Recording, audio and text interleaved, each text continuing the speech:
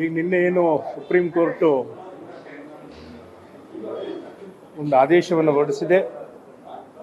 ಆನಂದ್ ಎನ್ನುವರ ವಿಷಯದಲ್ಲಿ ಆಂಧ್ರ ಪ್ರದೇಶದ ಫಾದರ್ ಅವರು ರೆವರೆಂಡ್ ಆನಂದ್ ಅವರ ಇಶ್ಯೂನಲ್ಲಿ ಅಲ್ಲಿನ ಆಂಧ್ರ ಪ್ರದೇಶ ಹೈಕೋರ್ಟು ಇದೇ ವರ್ಡಿಕ್ಟನ್ನು ಕೊಟ್ಟಿದ್ದು, ಇದೇ ಜಡ್ಜ್ಮೆಂಟನ್ನು ಕೊಟ್ಟಿದ್ದು. ಅದನ್ನು ಅಪೀಲ್ ಮಾಡಿದರು, ಕ್ವಶನ್ ಮಾಡಿದರು ಆನಂದ್ ಅವರು. ಆ ಹಿನ್ನೆಲೆಯಲ್ಲಿ ಸುಪ್ರೀಂ ಕೋರ್ಟ್ ಕೂಡ ಹೈಕೋರ್ಟ್ನ ನಿರ್ಣಯವನ್ನು ಎತ್ತಿ ಹಿಡಿದಿದೆ. ಏನು ಪರಿಶಿಷ್ಟ ಜಾತಿಯವರು ಬೇರೆ ಧರ್ಮಗಳಿಗೆ ಮತಾಂತರಗೊಂಡ್ರೆ ಅವರು ಪರಿಶಿಷ್ಟ ಜಾತಿಯ ಸ್ಥಾನಮಾನವನ್ನು ಕಳ್ಕೊಳ್ತಾರೆ ಮತ್ತು ಸರ್ಕಾರ ಏನು ಕೊಟ್ಟಿರುವಂಥ ಸೌಲಭ್ಯಗಳಿಗೆ ಅವರು ಅರ್ಹರಾಗೋದಿಲ್ಲ ಎನ್ನುವಂಥ ಒಂದು ಜಡ್ಜ್ಮೆಂಟನ್ನು ಸುಪ್ರೀಂ ಕೋರ್ಟು ಕೊಟ್ಟಿದೆ. ಇದು ದುರಾದೃಷ್ಟಕರ ಅಂತೇಳಿ ನಾನು ಭಾವಿಸ್ತೇನೆ. ಒಂದು ತಿಂಗಳ ಹಿಂದೆ, ಬಹುಶಃ ನನಗೆ ಸರಿಯಾಗಿ ನೆನಪಿಲ್ಲ, ಉತ್ತರ ಪ್ರದೇಶ ಅಥವಾ ಮಧ್ಯಪ್ರದೇಶದ ಎರಡೂ ರಾಜ್ಯಗಳ ಹೈಕೋರ್ಟ್ ಒಂದು ನಿರ್ಣಯವನ್ನು ಮಾಡಿತ್ತು. ಪರಿಶಿಷ್ಟ ಜಾತಿಗೆ ಸೇರಿದಂಥ, ಪರಿಶಿಷ್ಟ ಪಂಗಡಕ್ಕೆ ಸೇರಿದಂಥ ಯಾರೇ ವ್ಯಕ್ತಿಗಳು ಮತಾಂತರಗೊಂಡ್ರೆ ಅವರ ಜಾತಿ ಬದಲಾವಣೆ ಆಗೋದಿಲ್ಲ, ಧರ್ಮ ಬದಲಾವಣೆ ಆಗ್ಬೋದು, ಜಾತಿ ಬದಲಾವಣೆ ಆಗೋದಿಲ್ಲ ಎನ್ನುವಂಥ ಒಂದು ನಿರ್ಣಯವನ್ನು ಆ ಹೈಕೋರ್ಟು ಕೊಟ್ಟಿತ್ತು. ಈ ಹಿನ್ನೆಲೆಯಲ್ಲಿ ಇದು ಒಂದು ಗೊಂದಲಕ್ಕೀಡು ಮಾಡುವಂಥ ನಿರ್ಣಯ ಆಗಿದೆ. ಇವತ್ತು ನಾವು ಸಾಮಾಜಿಕ ವ್ಯವಸ್ಥೆಯಲ್ಲಿ ಗ್ರಾಮೀಣ ಪ್ರದೇಶದಲ್ಲಿ ನೋಡಿದಾಗ ಭಾಳಷ್ಟು ಜನ ಕ್ರೈಸ್ತ ಧರ್ಮದ ಆಚರಣೆಯಲ್ಲಿ ಪರಿಶಿಷ್ಟ ಜಾತಿ, ಪರಿಶಿಷ್ಟ ಪಂಗಡ, ಬೇರೆ ಬೇರೆ ಸಮುದಾಯಗಳು ಸೇರಿವೆ.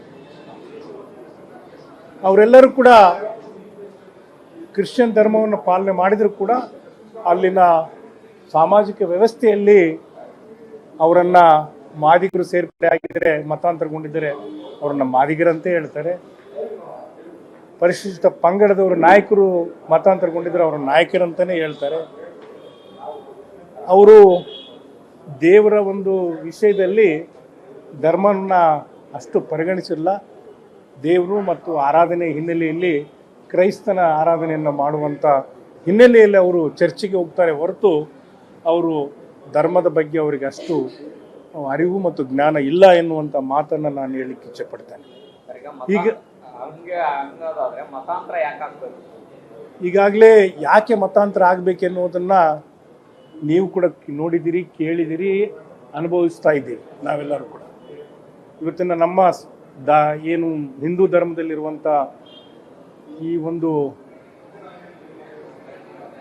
ಈ ಜಾತಿ ವ್ಯವಸ್ಥೆಯ ಮೇಲು ಕೀಳು ಎಂಬ ಭಾವನೆಗಳೇನಿವೆ ಅದು ಇದುವರೆಗೂ ಕೂಡ ಅದನ್ನು ಹೋಗಲಾಡಿಸಲು ಮತ್ತು ಅದನ್ನು ತಳದಿಂದ ಬುಡದಿಂದ ತೆಗೆದು ಹಾಕಲು ಸಾಧ್ಯ ಆಗಿಲ್ಲ. ಸರ್ಕಾರಗಳು ಕಾನೂನು ಮಾಡಿದರೂ ಕೂಡ ಈ ತಾರತಮ್ಯ, ಜಾತಿ ಪದ್ಧತಿ, ಮೇಲು ಕೀಳು ಎಂಬ ಭಾವನೆಗಳು ಇನ್ನೂ ಕೂಡ ಜೀವಂತವಾಗಿದೆ. ಅಸ್ಪೃಶ್ಯತೆ ಇನ್ನೂ ಕೂಡ ಆಚರಣೆ ಇದೆ ಎನ್ನುವಂಥದ್ದು ಬಹಳ ದುರಂತದ ವಿಷಯ ಈ ದೇಶದಲ್ಲಿ. ಮತಾಂತರದಿಂದ ಅವರ ಬದುಕಿಗೆ ಒಂದು ಸ್ವಾಭಿಮಾನದ ಒಂದು ಗುರುತು ಸಿಗಲಿಕ್ಕೆ ಸಾಧ್ಯತೆ ಇದೆ ಎನ್ನುವಂಥ ಮಾತನ್ನು ಆ ಹಿನ್ನೆಲೆಯಲ್ಲಿ ಅವರು ಮತಾಂತರಗೊಂಡಿದ್ದು. ವೈಯಕ್ತಿಕವಾಗಿ ನಾನು ಮತಾಂತರಗೊಂಡ್ರೆ ಅವ್ರ ಜಾತಿ ಹೋಗ್ತದೆ ಅಥವಾ ಅವರಿಗೆ ಸಮಾಜದಲ್ಲಿ ಒಂದು ಗೌರವ ಸಿಗ್ತದೆ ಎನ್ನುವಂಥ ಮಾತನ್ನು ನಾನು ವೈಯಕ್ತಿಕವಾಗಿ ಒಪ್ಪೋದಿಲ್ಲ. ಆ ಹಿನ್ನೆಲೆಯಲ್ಲಿ ಅವರು ಕೆಲವರು ಏನಾಗಿದೆ, ಆ ಧರ್ಮದ ಪ್ರಚಾರದ ಒಂದು ಹಿನ್ನೆಲೆಯಲ್ಲಿ ಅವರು ಅದಕ್ಕೆ ಮನ್ನಣೆ ಕೊಟ್ಟು ಮತಾಂತರಗೊಂಡಿರುವಂಥದ್ದು ಕೂಡ ನಾವು ನೋಡಿದ್ದೀವಿ. ಆ ಹಿನ್ನೆಲೆಯಲ್ಲಿ ಕೆಲವು ಅಹಿತಕರ ಘಟನೆಗಳನ್ನು ಕೂಡ ನಾವು ನೋಡಿದ್ದೇವೆ. ಈ ಹಿನ್ನೆಲೆಯಲ್ಲಿ ನಾನು ಹೇಳೋದಿಷ್ಟೇ, ಮತಾಂತರಗೊಂಡ್ರೆ ಜಾತಿ ನಿರ್ಮೂಲನೆ ಆಗೋದಿಲ್ಲ, ಆ ಜಾತಿ ಹಾಗೇ ಇರ್ತದೆ. ಆ ಜಾತಿ ಹೆಸರಿನಲ್ಲೇ ಅವ್ರನ್ನ ಕರೀತಾರೆ. ಅದೊಂದು ದುರಂತ ಮತ್ತು ದುರಾದೃಷ್ಟಕರ ಅಂತ ಹೇಳ್ತೀವಿ. ದುರಾದೃಷ್ಟಕರ. ಸುಪ್ರೀಂ ಕೋರ್ಟು ಕೆಲವು ರಾಜ್ಯಗಳ ಹೈಕೋರ್ಟ್ ನಿರ್ಣಯಗಳನ್ನು ಕೂಡ ಪರಿಗಣಿಸಬೇಕಾಗಿತ್ತು ಮತ್ತು ಆ ಹಿನ್ನೆಲೆಯಲ್ಲಿ ತಮಿಳುನಾಡಿನಲ್ಲಿ, ಕೇರಳದಲ್ಲಿ ಕೂಡ ಇಂಥ ಹಲವು ನಿರ್ಣಯಗಳು ಆಗಿವೆ. ಆ ಹಿನ್ನೆಲೆಯಲ್ಲಿ ಇದೊಂದು ನಿರ್ಣಯ ದುರದೃಷ್ಟಕರ. ಬಟ್ ನ್ಯಾಯಾಲಯದ ತೀರ್ಪನ್ನು ನಾವು ಗೌರವಿಸಬೇಕು, ಮನ್ನಿಸಬೇಕು.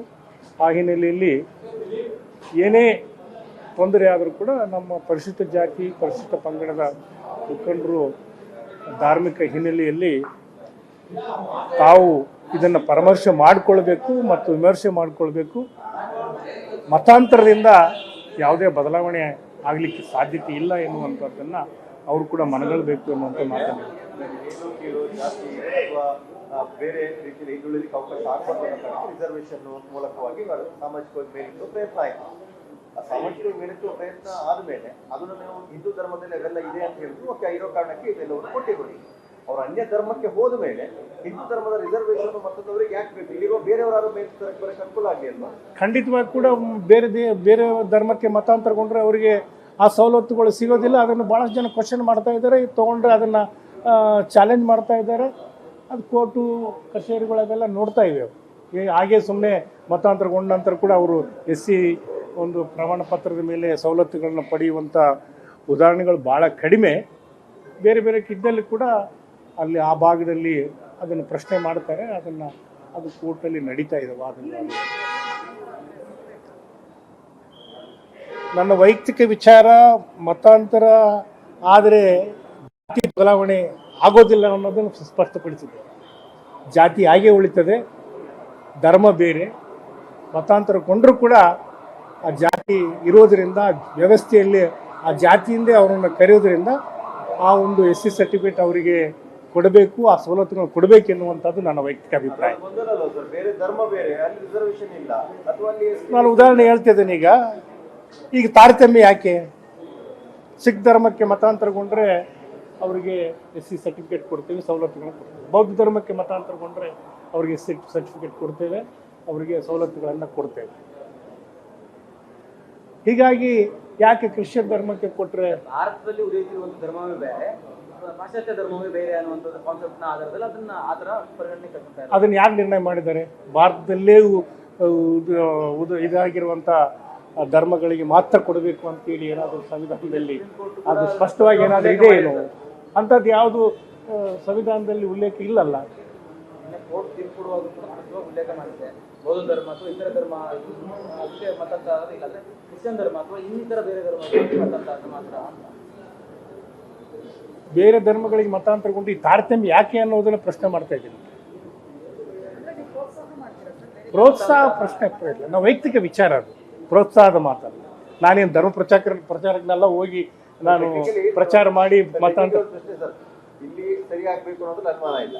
ಅದರಲ್ಲಿ ಸರಿಯಾಗಲ್ಲ ಅಂತ ನಾವು ಧರ್ಮನೇ ಬಿಟ್ಟು ಹೋಗ್ತಿದ್ಮೇಲೆ ಈ ಧರ್ಮದ ಇಲ್ಲಿನ ರಿಸರ್ವೇಷನ್ ಯಾಕೆ ಬೇಕು? ಈಗ ಯಾವ ರೀತಿ ಈ ಕ್ರಿಶ್ಚಿಯನ್ ಪಾದ್ರಿಗಳು, ಕ್ರಿಶ್ಚಿಯನ್ ಗುರುಗಳು ಹೋಗಿ ಧರ್ಮ ಪ್ರಚಾರ ಮಾಡಿ ಮತಾಂತರಗೊಳಿಸಲಿಕ್ಕೆ ಪ್ರಯತ್ನ ಮಾಡ್ತಾರೆ, ಅದೇ ರೀತಿಯಲ್ಲಿ ನಮ್ಮ ಹಿಂದೂ ಧರ್ಮದ ಧರ್ಮಗುರುಗಳು, ಮಠಾಧೀಶರು, ಪೀಠಾಧಿಪತಿಗಳು ಧರ್ಮವನ್ನು ಉಳಿಸಿ ಬೆಳೆಸ್ಕೊಳ್ಬೇಕು. ಮತ್ತು ಇವರು ನಮ್ಮ ಹಿಂದೂ ಧರ್ಮದ ಇವರು ಭಾಗ, ಇವರು ನಮ್ಮ ಹಿಂದೂ ಧರ್ಮದವರಂಥ ಒಂದು ವಿವೇಕದ ಮೇಲೆ ಯಾಕೆ ಅವರ ಮನವೊಲಿಸಬಾರದು? ಯಾಕೆ ಈ ಅಸ್ಪೃಶ್ಯತೆ ನಿವಾರಣೆ ಹಿನ್ನೆಲೆಯಲ್ಲಿ ಅವ್ರದ್ದಾದ ಒಂದು ಚಳುವಳಿ ಮಾಡಬಾರದು?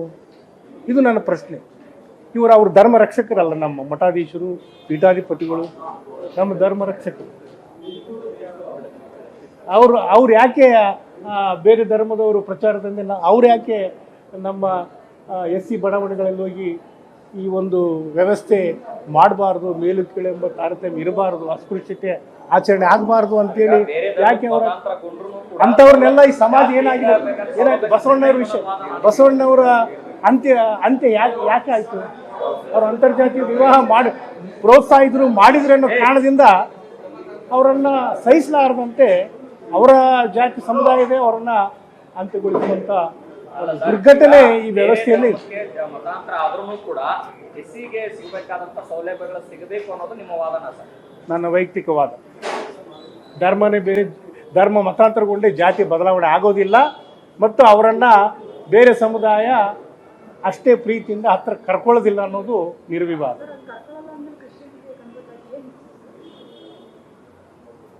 ವಿಷಯ ವೈಯಕ್ತಿಕವಾಗಿ ಅವರಿಗೆ ಸ್ವಾಭಿಮಾನದ ಬದುಕಬೇಕು. ಒಂದು ನಿನ್ನೆ ನಾವು ಮರ್ಯಾದೆ ಹತ್ಯೆ ಒಂದು ಬಿಲ್ ಮೇಲೆ ಚರ್ಚೆ ಮಾಡುವಂಥ ಸಂದರ್ಭದಲ್ಲಿ ಭಾಳಷ್ಟು ನಮ್ಮ ಶಾಸಕರುಗಳು ಅವರು ಅನುಭವಿಸಿದಂಥ ಅನುಭವಗಳನ್ನು ಹಂಚಿಕೊಂಡ್ರು. ಒಂದು ಸಂದರ್ಭ ಇತ್ತೀಚಿನ ಉದಾಹರಣೆಗಳನ್ನು ಕೂಡ ಕೊಟ್ಟರು. ದೇವಸ್ಥಾನದಲ್ಲಿ ಪ್ರವೇಶ ಇಲ್ಲ. ಒಂದು ದೇವಸ್ಥಾನದಲ್ಲಿ ಪ್ರವೇಶ ಆದದಕ್ಕೆ ಆ ಊರಿನಲ್ಲಿ ದೊಡ್ಡ ಗಲಾಟೆ ಆಯಿತು. ಊರಿದು ಬಿಡಿಸುವಂಥ ಒಂದು ಪರಿಸ್ಥಿತಿ ನಿರ್ಮಾಣ ಆಯಿತು. ಗುರುಮಿಟ್ಕಲ್ನಲ್ಲಿ ಯಾವುದೋ ಒಂದು ಮದುವೆಗೆ ಬಂದಂಥ SC ಕುಟುಂಬ ಮದುವೆ ಆದ ನಂತರ ವಿಶ್ರಾಂತಿಗಾಗಿ ಬಿಸಿಲಿನಲ್ಲಿ ದೇವಸ್ಥಾನದ ಕಟ್ಟೆ ಮೇಲೆ ಕುಳಿತಕ್ಕೋಸ್ಕರ ಅವರನ್ನು ಮನಸ ಇಚ್ಛಾ ಥಳಿಸಿ ಅಲ್ಲಿಂದ ಓಡಿಸಿದಂಥ ಪ್ರಸಂಗವೂ ಕೂಡ ಒಂದು ವಾರದ ಕೆಳಗೆ ನಡೆದಂಥ ಘಟನೆ. ಹೀಗಾಗಿ ಎಲ್ಲ ಹಿನ್ನೆಲೆಯಲ್ಲಿ ಅವರು ಆಕ್ರೋಶಗೊಂಡು ಮತಾಂತರಗೊಳ್ಳುವಂಥ ಪರಿಸ್ಥಿತಿ ನಿರ್ಮಾಣ ಆಗಿದೆ ಹೊರತು ಅವರು ಸ್ವತಃ ಇಚ್ಛೆಯಿಂದ ಅವರೇನು ಹೋಗ್ತಾ ಇದ್ರು.